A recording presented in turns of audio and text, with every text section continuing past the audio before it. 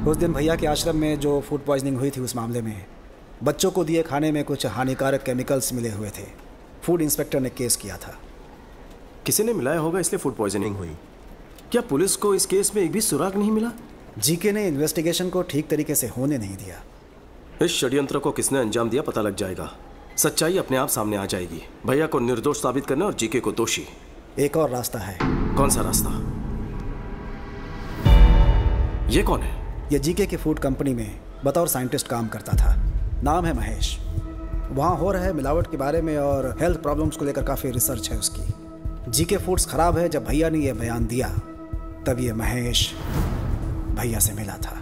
GK पर आपने जो भी आरोप लगाए हैं वो सब सही हैं सर। एक्चुअली वो चाइना से अडल्ट्रेटेड प्रोडक्ट्स लाकर बिना अप्रूवल के ही मार्केट में बेच रहे हैं। चिप्स में अच्छे ऑयल के बदले पामोलिन ऑयल इस्तेमाल कर रहे हैं, जिससे कैंसर होने का बहुत बड़ा रिस्क है। चाइनीज सॉल्ट के बदले अजीनोमोटो यूज कर रहे हैं, जिससे छोटे बच्चों में और बड़ों में भी ब्रेन सेल्स डैमेज होने का खतरा है, जिससे दिमाग ठीक से फंक्शन नहीं कर पाता। कई समय से मैं जीके के सारे प्रोडक्ट्स पर एक रिपोर्ट तैयार कर रहा हूँ। लैब रिपोर्ट तैयार होते ही मैं खुद ही आपसे आकर मिल लूंगा, लेकिन तब तक मेरा फोन स्विच ऑफ रहेगा, क्योंकि जीके के लोग मेरा फोन टैप कर सकते हैं सर। सही समय पर मैं आपसे जरूर कांटेक्ट करूंगा। उसके बाद उसे कांटेक्ट नहीं हो पाया। हमने उसे हर जगह ढूंढा, लेकिन उसका कहीं पता नहीं चला। मुझे ऐसा लग रहा है कि वो किसी तरह से जीके के हाथ लग गया होगा। नहीं सर, खाने में जहर मिलाने वाला और ये साइंटिस्ट महेश दोनों जीके के लिए खतरा है। वो दोनों जिंदा है तभी जीके अभी तक भैया का पीछा कर रहा है। पहले जहर मिलाने वाले को ढूंढ निकालेंगे, तभी सच्चाई सामने आएगी। लेकिन जो भी करना है फाइनल हियरिंग के पहले ही करना होगा।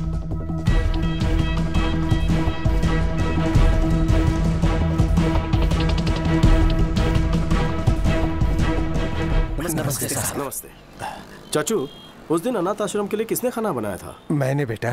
उस दिन खाना तैयार होने के बाद राजा राम जी ने खुद चखा था और ओके किया था बेटा। और उस दिन आश्रम तक खाना कौन लेकर गया? उस दिन रहीम भाई। मैं गया था, लेकिन हाँ बोलो। आश्रम जाते समय बेटी की एक्सीडेंट की खबर सुनकर मैं तुरंत हॉस्पिटल चला गया। तो फिर कौन लेकर गया? बैल राजू। बैल राजू हमारे रेस्टोरेंट को यही मैनेज करते हैं। नमस्ते। नमस्ते। ये राजू तो अपना आदमी है, तो फिर जहर किसने मिलाया होगा? रहीम भाई, ये बताइए आपकी बेटी की तबीयत कैसी है? अल्लाह का शुक्र है, वो बिल्कुल दुरुस्त है। जिस ट्रक से उसका एक्सीडेंट हुआ उसके ड्राइवर ने ही उसका इलाज करवाया। बहुत नेक इंसान है, अल्लाह का बंदा है। उसका नाम याद है? कुछ अमित करके था। वो यूपी से था और ट्रक उसी का था। बहुत अच्छा ड्राइवर था साहब। ड्राइवर है? हाँ साहब। कहाँ रहता है?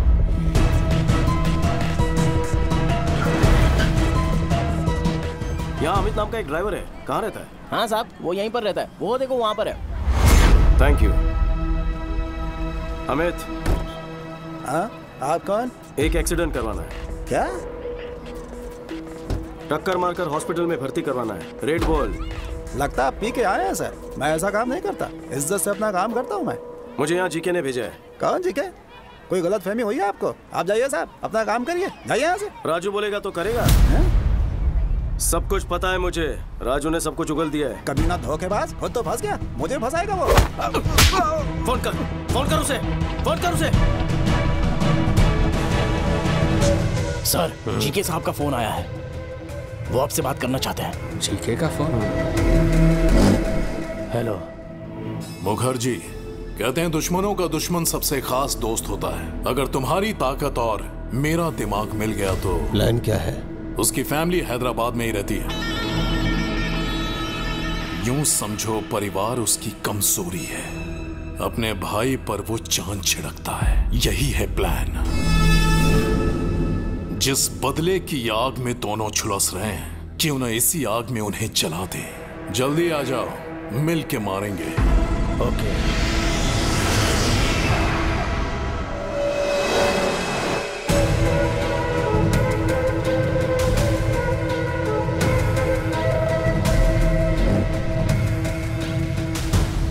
Welcome to Hyderabad Mukherjee.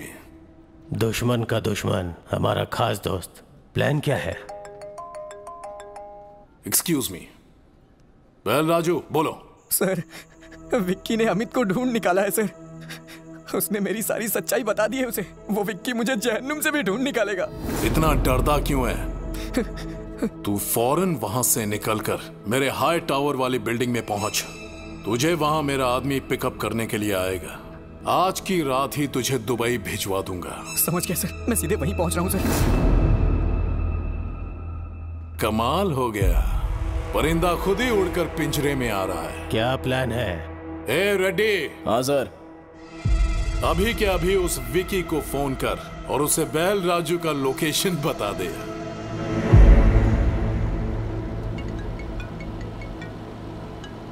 Hello, आप जिस बैल राजू को ढूंढ रहे हैं ना, वो नानकपुरा के हाई टावर में छुपा है। जीके के आदमी उसे वहीं जाके मारने वाले हैं। जल्दी पहुंचो, ज्यादा समय नहीं है उसके पास। आप कौन है? आपके भाई का प्रशंसक और शुभचिंतक।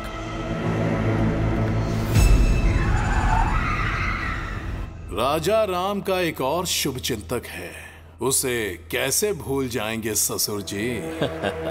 समझ गया दामाद जी।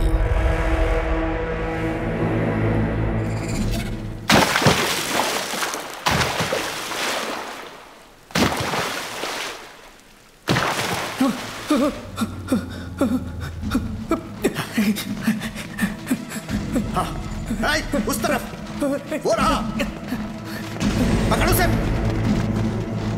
भाग के ना पाए। जीके ने अपने आदमी भेज दिए को। मैं जीके का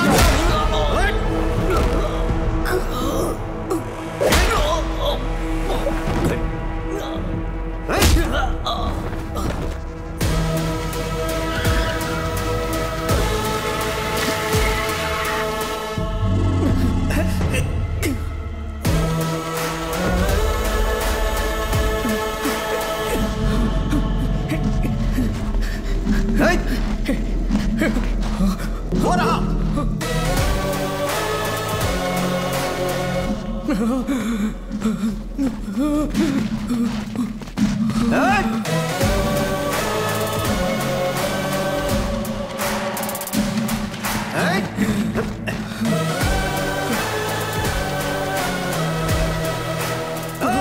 पकड़ इस कमीने को। विक्की भैया, मुझे माफ कर दीजिए विक्की भैया, मैं पैसों की लालच में बहक गया था। अपने बच्चों के अच्छे भविष्य के लिए मैंने ऐसा किया। मुझे कोर्ट ले चलिए आप, मैं जीके की सारी सच्चाई बता दूंगा और यही मेरा प्रायश्चित होगा।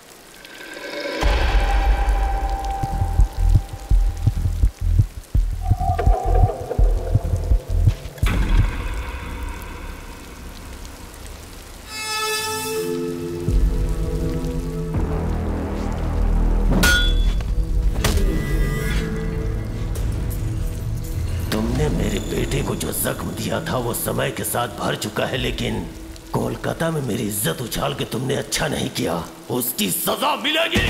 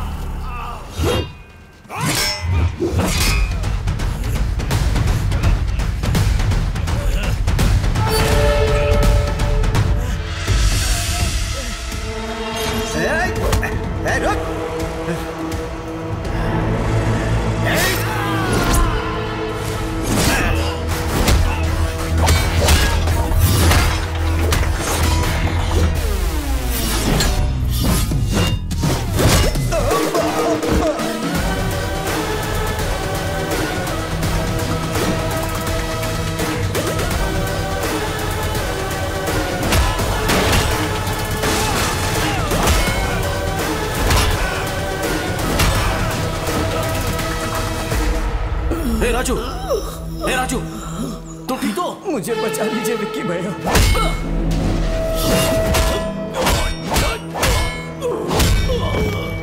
विक्की भाई छोड़ दो मेरे पिताजी को, दोबारा तुम्हारी जिंदगी में कभी नहीं आएंगे। विक्की!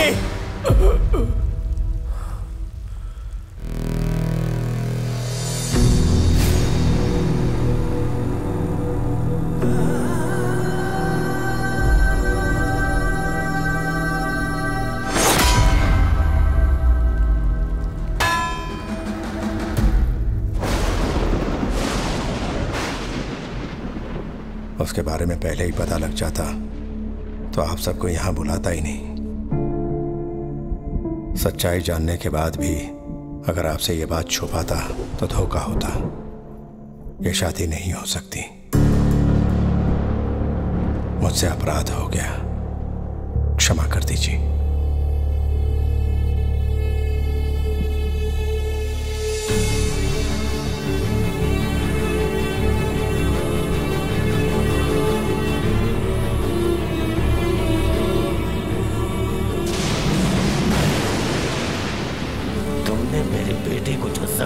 था वो समय के साथ भर चुका है, लेकिन कोलकाता में मेरी इज्जत उछाल के तुमने अच्छा नहीं किया।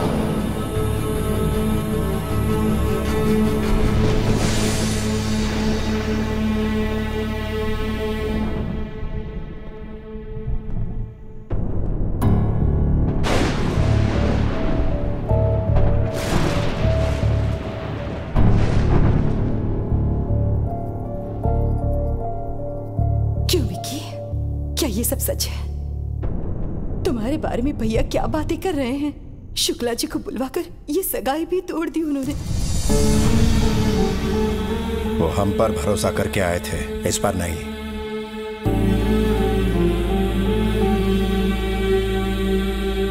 हाँ, आखिर असलियत क्या है? जो विक्की हमारे सामने खड़ा है या जो लोगों से सुना वो? दोनों ही सच है भाभी, नजरिया का फर्क है। भैया ने कहा मैं नहीं बदल पाया, सच है। भैरवी को चाहता हूं, ये भी सच है। आप सबके साथ रहना चाहता हूं परिवार की तरह, ये भी सच है। क्या वो झूठ था जो मैंने अपनी आंखों से देखा? नहीं भैया, हम दोनों में क्या फर्क है कभी सोचा है? बचपन से ही आप अपनी नजरों से मुझे दुनिया दिखाना चाहते थे, पर मेरी दुनिया कहीं अलग थी। किसी ने हाथ उठाया तो तोड़ दिया, जुल्म के खिलाफ खड़ा रहा, अन्याय को अपने ढंग से जवाब दिया। अपनी गलतियों को जस्टिफाई मत करो। मुझे लगता है मैंने कोई गलत काम नहीं किया है। जो मुझे सही लगा वो किया, बस मैंने आपसे छुपाया। आपकी प्रॉब्लम मुझे ना पता चल जाए इसलिए आपने सबसे झूठ बुलवाया था।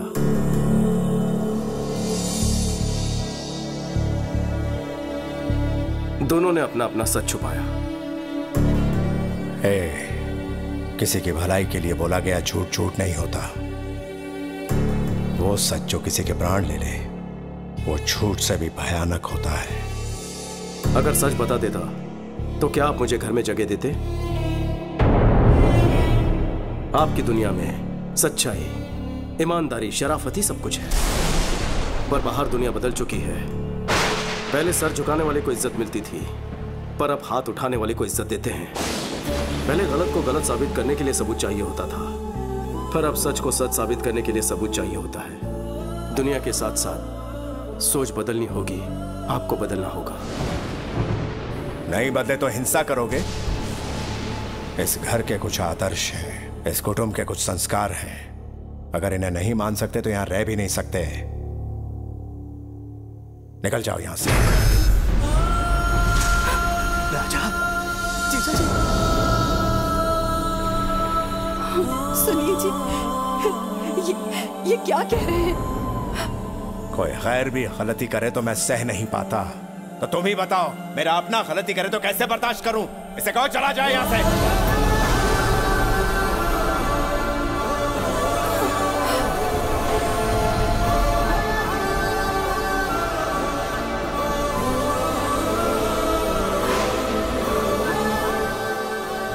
मैं क्यों जाऊं? नहीं जाऊंगा, बिल्कुल नहीं जाऊंगा। मेरे लौटने पर भैया ने हवन करवाया, भाभी ने मेरी सलामती के लिए रोज पूजा की। आज अगर घर में मुसीबत आई है तो मैं चला जाऊं? इस घर पर मेरा कोई हक है कि नहीं है? हक है, लेकिन तब जब तू ईमानदार होता, किसी को धोखा नहीं देता। हम हमेशा इस घर की परंपराओं के बारे में, मान मर्यादाओं के बारे में बात करते थे। हक की बात कभी दिल में ही नहीं आई। तुझे अपना हक चाहिए ना? ठीक है, हम यहां से चले जाएंगे।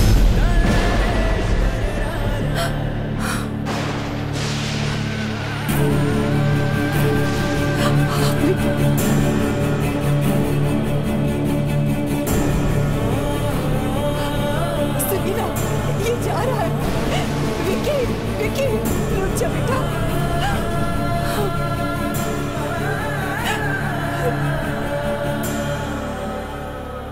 मुझे लगा मेरे आने से भैया को खुशी मिलेगी, लेकिन अब पता चला कि मेरे जाने से उनको सुकून मिलेगा। अब मैं यहां नहीं रुकूंगा भाभी। विकी, इतने सालों से मेरे बिना रहने की आदत पड़ गई है ना, मैं भी अकेले रहने की आदत डालूंगा।